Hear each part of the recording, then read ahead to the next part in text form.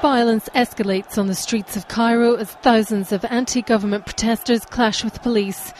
They are demanding their president of 30 years, Hosni Mubarak, step down, furious over what they see as years of government neglect. This group vent their anger on a poster of Mubarak. Poverty, unemployment and rising food prices are just some of the issues that have enraged the demonstrators. We are saying enough for the regime! This is a corrupt regime! We are saying enough for this regime! Police officers shoot tear gas from armoured vans to disperse the crowd.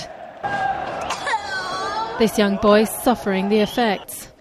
Nobel Peace Laureate Mohammed al-Baradei and his supporters joined Friday prayers before joining the protest. Police bombarded the group with water cannons, forcing a soaked al-Baradei to retreat to a mosque. The pro-democracy leader was trapped inside while riot police fired tear gas in the streets around the building and clashed with his supporters outside. The Egyptian people will take care of themselves. The Egyptian people will be the ones who will make the change. We are not waiting for help or assistance from the outside world.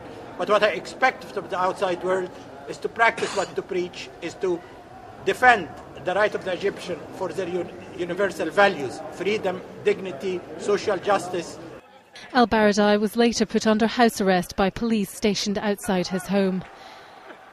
It's believed the protests were organised through internet and social networking sites, although in Cairo those appeared to have been disrupted or cut off.